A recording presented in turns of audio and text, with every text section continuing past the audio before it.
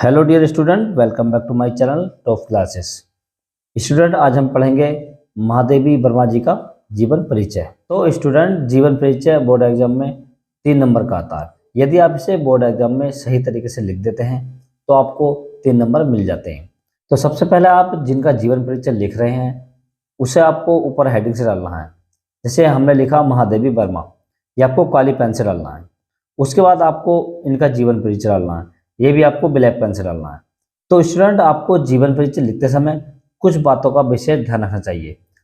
जिस व्यक्ति का भी हम जीवन परिचय लिख रहे हैं, सबसे पहले उसका नाम सही से याद होना चाहिए, उसका जन्म स्थान सही से होना चाहिए।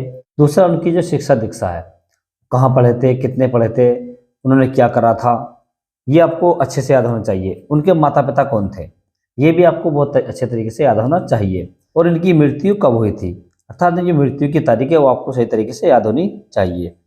और सबसे अंत में आपको इनकी रचनाएं, यदि आपने इस प्रकार से जीवन परिचय याद कर लिए तो आप कभी भी जीवन परिचय नहीं भूलेंगे।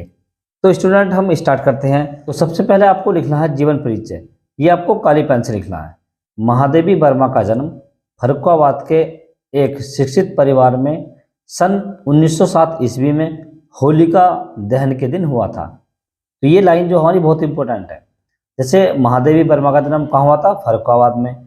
कौन से वर्ष में हुआ था, 1907 ईस्वी में, और होलिका दहन के दिन हुआ था। इनके पिता श्री गोविंद प्रसाद वर्मा, इनके पिता का क्या नाम था, श्री गोविंद प्रसाद वर्मा, भागलपुर कॉलेज में प्रधानाचार्य थे। कौन थे, प्रधानाचार्य थे, प्रिंसिपल थे। कहाँ पर, भागलपुर कॉलेज में। इनकी माता श्रीमती हेमरानी एक धार्मिक महिला थी। क्या थी, धर्म को मानने वाली महिला थी। इनकी प्रारंभिक शिक्षा इंदौर में हुई थी। ये बहुत मेन पॉइंट है, इंदौर में। कहाँ पर हुई थी, इंदौर में हुई थी। एमए उत्तीर्ण करने के बाद ये प्रयाग महिला विद्यापीठ की प्रधानाचार्य बनी, अर्थात वहाँ की प्रिंसिपल बन गई। इनका विवाह 9 वर्ष की आयु में ही हो गया था, अर्थात इनका जो विवाह था वो बहुत ही छोटी उम्र में हो गया था। इनके पति श्री रूप नारायण सिंह एक डॉक्टर थे। इनके पति क्या थे, डॉक्टर थे, और ये क्या थी, प्रधानाचार्य थी।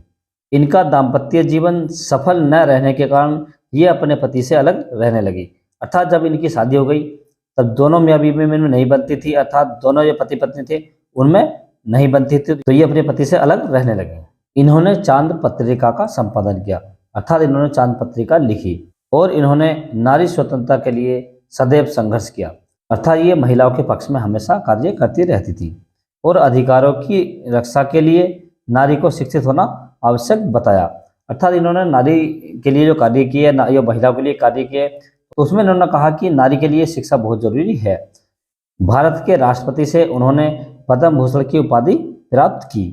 और हिंदी साहित्य सम्मेलन की ओर से उन्हें शेक्सपियर पुरस्कार तथा मंगला प्रसाद पारितोषिक मिला, ये एक पुरस्कार था।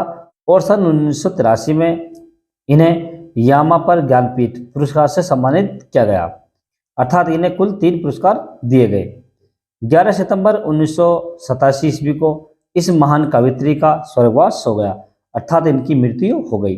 कब हुई थी, 11 सितंबर 1987 ईस्वी को। ये आपको भली बात याद रखना है। अब आपको इनकी रचनाएं लिखनी है। रचनाएं क्या थी, निहार, नीरजा, संध्या गीत, दीप शिखा।